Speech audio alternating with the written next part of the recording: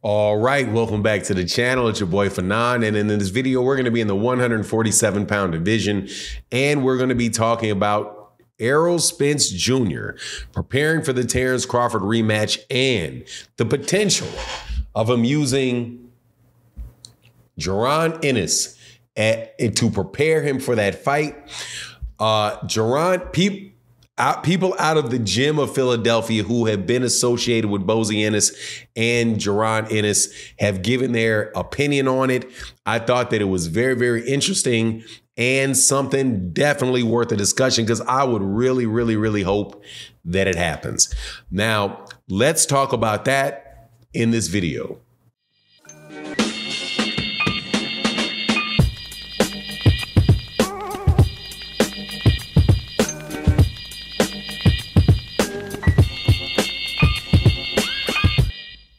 All right, welcome back to the channel. It's your boy Fanon, and in this video, we're going to be in the 147-pound division where we've got conversations going on around about two of the best fighters in the world, former three-belt holding champion at welterweight, Errol "The Truth" Spence Jr., and Jaron "Boots" Ennis out of Philadelphia, the IBF mandatory challenger for Terrence Crawford's belt. And some things that were coming out of the gyms of Philadelphia. Shout out to YSM Sports, Shout out to YSM Sports Media, who had a great interview with Greg Hackett, a trainer, former fighter out of Philadelphia, who has been associated with and close to Jaron Ennis's camps. I don't believe he's a member of the camp, but has been in the gym, working in the same gyms, working in the same area, know the family, know what Jaron Ennis is all about, having known him for a long time. Same as YSM Sports Media out of Philadelphia. But before we get into the details of it, let me welcome you back to the channel. If you are new to the channel, please accept my invitation to hit the subscribe button, hit the bell icon so you can be notified of when we release more videos. And if you are a subscriber and supporter of the channel, thank you so much. And thank you to everybody that supports the channel in the super thanks. It is a great way to support the channel and allow and help the channel to grow. But let's get into this because this is a really interesting conversation for me.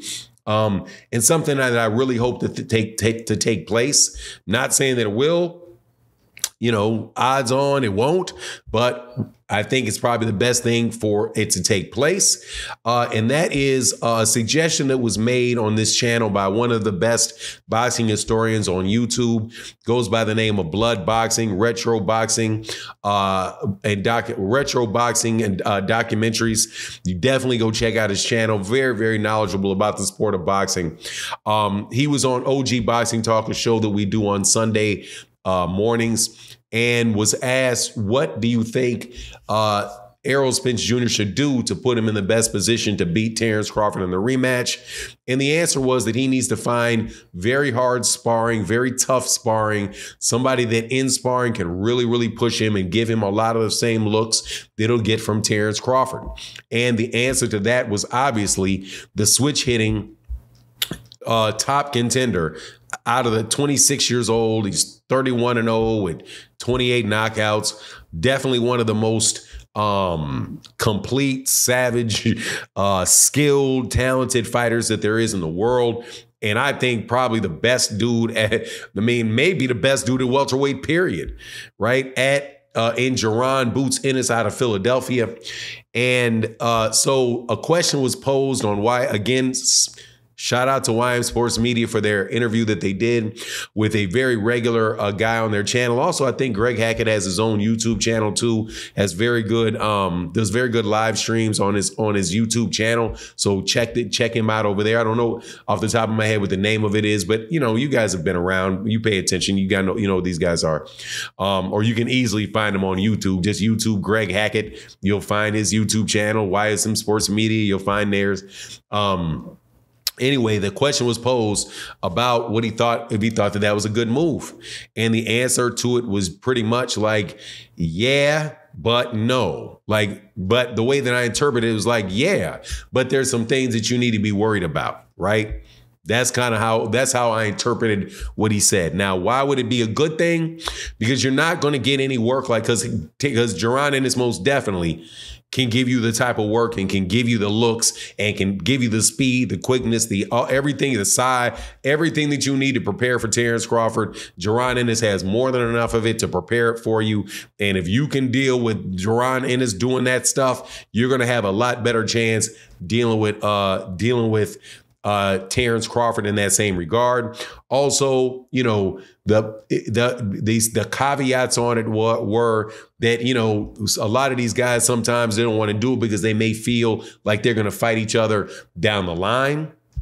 And you don't want to let the guy get a look at you. But my opinion on that is the truth of the matter is that Jaron Ennis first of all, if Errol Spence Jr. doesn't beat Terrence Crawford or perform very, very well against Terrence Crawford in a close fight, he may never fight Jaron Ennis, right? Because he's at 154. And those guys may not meet until way down the line, right? You just don't know about that. So really, Errol needs to do what Errol needs to do now. The question is whether or not Jaron Ennis would want Errol to see him. But again, in a statement that was made that I agree 100% with, look, man, like iron sharpens iron. And that's a level of sparring. The guarantee Errol Spence Jr. is not getting that level of sparring. And Jaron Ennis is not getting that level of sparring. Both of those guys coming together and sparring those guys will both be at a level that those guys don't typically get to see in a ring. And now, one thing that Errol said, that Jaron said about Errol's like, you don't need that. Say you may need that 2 times. You may need like 2 of those sessions working with each other. But the thing with Jaron Ennis is that Jaron Ennis is not a sparring partner. He's like, Jaron is going to go in there. Jaron is, as a headline fighter, that's a dude that's coming in there. If you going with Jaron doesn't know how to just let you work on things. Jaron is going to go at you and he's going to try to do his thing. So Errol got to know that that's the level that he's going to be fighting at. And I think that he would find pretty quickly that Errol Spence Jr. is going to do the same thing. Personally, I like the idea of those guys doing that. And I like the fact because Errol is out in a little bit of a vacuum in Dallas, Texas. There's only so many Texas. While there's good fighters in Texas, they're spanned throughout like a big, long range of, it's shoot 5 hours.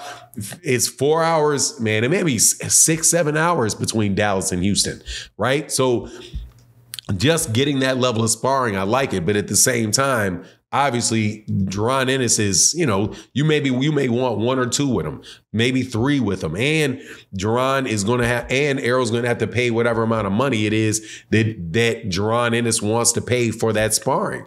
But you get to see like Terrence Crawford is steadily in there with Shakur Stevenson.